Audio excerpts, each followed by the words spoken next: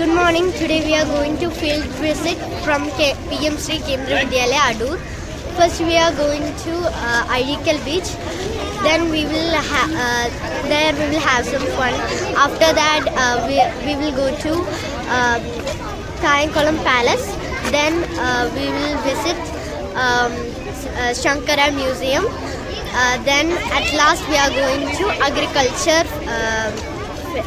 place. Then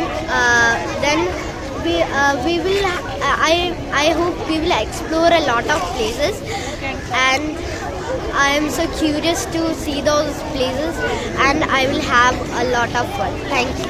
Today we class 5 are going on a field visit.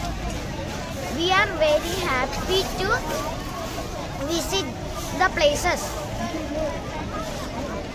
We are very eager to visit the places.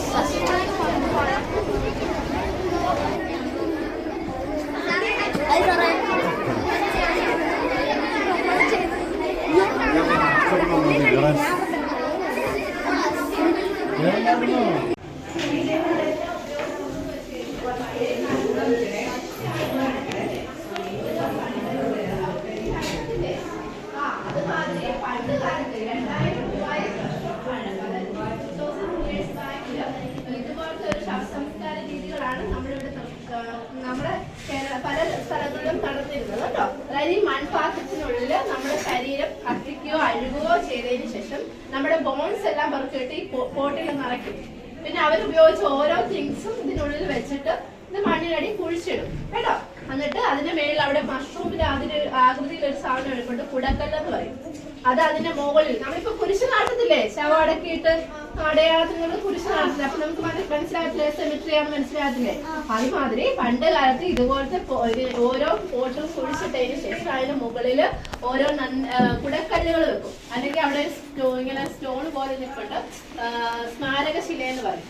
അതുമൊക്കെ ഇങ്ങനെ നാട്ടി വെക്കും. അത് മനസ്സിലാക്കണം. അപ്പൊ അവിടെയൊക്കെ ഓരോ ശവം അടക്കിയിട്ടുള്ളത് മനസ്സിലാക്കാനുള്ള രീതികളാണ്.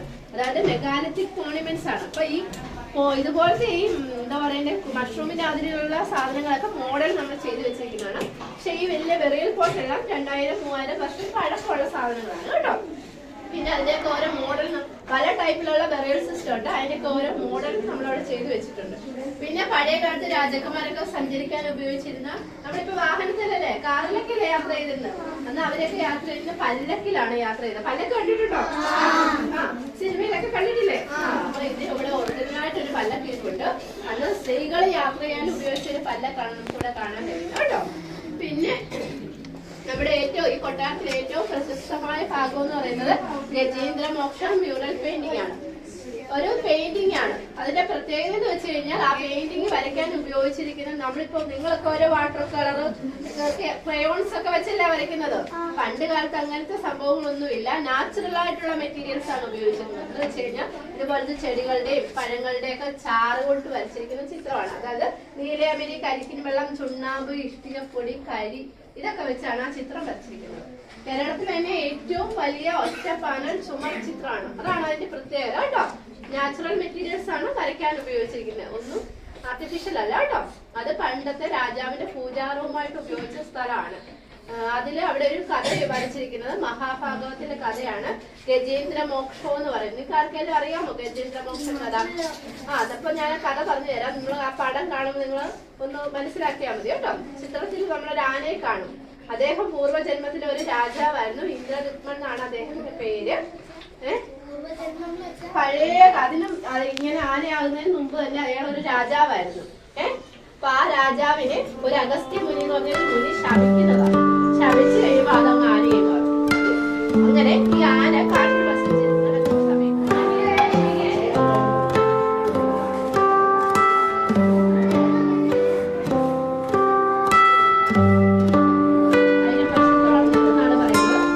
ഈ കടിയിൽ നിന്ന് രക്ഷപ്പെടാൻ വേണ്ടി ഈ ആന വിഷ്ണു ഭഗവാനെ പ്രാർത്ഥിക്കും. അങ്ങനെ കുറെ പ്രാർത്ഥിച്ചു കഴിയുമ്പോൾ ഈ വിഷ്ണു ഭഗവാൻ പ്രത്യക്ഷപ്പെട്ടിട്ട് അദ്ദേഹത്തിന്റെ ആയുധം എന്തോ കയ്യിൽ ഇങ്ങനെ ഒരു സാധനം ഇരിക്കില്ലയോ, സുദർശന ചക്രം കൊണ്ട് ഈ മുതലയുടെ തല കട്ട് ചെയ്യും. കടിച്ചു പിടിച്ചിരിക്കുന്ന മുതലയുടെ തല കട്ട് ചെയ്യും. അങ്ങനെ ഈ 2 പേർക്കും ശാപമോഷം കൊടുക്കും. ഈ മുതലെന്ന് പറയുന്ന ഒരു ഗന്ധർവനാണ് കേട്ടോ. ആൾക്കും ഇങ്ങനെ ശാപം കിട്ടിയതാണ്. അപ്പൊ ഇവർക്ക് രണ്ടുപേർക്കും ഒരു ശാപമോഷം കൊടുക്കുന്നതാണ് നമ്മുടെ ഈ ചിത്രത്തിൽ വരച്ചിരിക്കുന്നത്. അത് രാജാവിന്റെ തേവാരക്കെട്ടെന്ന് പറയും. തേവാരക്കെട്ടെന്ന് വെച്ചാൽ കുളി കഴിഞ്ഞ് വന്ന് ഭഗവാനെ പ്രാർത്ഥിച്ചിരുന്ന സ്ഥലമാണ്. അതായത് മെഡിറ്റേഷൻ റൂമാണ് കേട്ടോ. പിന്നെ അപ്പുറത്തൊരു ഇൻസ്ക്രിപ്ഷൻ കാണാം. നമ്മളിപ്പം മലയാളം ഇംഗ്ലീഷ് ലെറ്റേഴ്സ് ഒക്കെ എഴുതിയില്ലയോ എന്ന് പറഞ്ഞാല് പഴയ കാലത്തെ ലിപിയായ മലയാളം അക്ഷരങ്ങളാണ്. അതിന്റെ പറയുന്ന വട്ടെഴുത്ത് ലിപി എന്ന് പറയും. അതിൽ എഴുതിയിരിക്കുന്ന ഒരു സ്റ്റോൺ ഇൻസ്ക്രിപ്ഷൻ നിങ്ങൾക്ക് കാണാം. 1000 വർഷം പഴക്കമുള്ളതാണ്. പിന്നെ രാജാവ് ഓയിൽ മസാജ് ചെയ്തിരുന്ന റൂം, കിച്ചണ്, ഇതൊക്കെയാണ് നമ്മുടെ താഴത്തെ നിലയിലുള്ളത്. ഇതൊരു ഗസ്റ്റ് ഹൗസ് ആണെന്ന് ഞാൻ പറഞ്ഞില്ലേ. അപ്പൊ ഈ കൊട്ടാരത്തിന്റെ 2 ബെഡ്റൂമാണ്. ഒന്ന് രാജാവിന്റെ ബെഡ്റൂം, ഒന്ന് ഗസ്റ്റ് വരുമ്പോൾ തങ്ങാനുള്ള ബെഡ്റൂം. ഇത് രണ്ടും നമുക്ക് മുകളിലാണ് കാണാൻ പറ്റുന്നത്. അപ്പൊ രാജാവിന്റെ ബെഡ്റൂമിനോട് ചേർന്നിട്ട് ഒരു റൂമുണ്ട്. ചേർന്നാണ് അറ്റാച്ച്ഡ് ടോയ്ലറ്റ് കേട്ടോ. ആദ്യത്തെ അറ്റാച്ച്ഡ് ടോയ്ലറ്റ് നമ്മുടെ ഈ കൊട്ടാരത്തിലാണ് നിർമ്മിച്ചിരിക്കുന്നത്. പണ്ട് രാജാവിന് സമ്മാനമായിട്ട് ഡച്ചുകാർ നിർമ്മിച്ചു കൊടുത്തതാണ്. ഈ വാസ്തു എന്നൊക്കെ പറഞ്ഞ കുഞ്ഞുങ്ങൾക്ക് അറിയത്തില്ല, എന്നാലും ഞാൻ പറയുവാണ്. വാസ്തുപരമായിട്ട് ഈ കൊട്ടാരത്തിന്റെ കന്നേ മൂലയിലാണ് നമ്മൾ ഈ ടോയ്ലറ്റ് നിൽക്കുന്നത് കേട്ടോ. എന്താന്ന് വെച്ചാൽ നമ്മുടെ ഈ കന്നേ മൂല എന്ന് പറഞ്ഞ ഭാഗം നമുക്ക് വീട് വെക്കുമ്പോഴോ അല്ലെങ്കിൽ എന്തെങ്കിലും നിർമ്മിക്കുമ്പോഴോ അതിന് കന്നേ മൂലയിൽ ഇങ്ങനത്തെ ടോയ്ലറ്റ് ഒന്നും നിർമ്മിക്കാൻ പാടില്ലെന്നാണ്. പക്ഷെ അവർക്കൊരു സിസ്റ്റം, അവർക്ക് ആ ഒരു സിസ്റ്റം ഇല്ലാഞ്ഞോണ്ട് ഇപ്പോഴും അതുപോലെ തന്നെ നമ്മുടെ കൊട്ടാരത്തിൽ കാണാം കേട്ടോ. പിന്നെ കായംകുളം വാളെന്ന് പറഞ്ഞൊരു വാളുണ്ട് കേട്ടോ, കേട്ടിട്ടുണ്ടോ?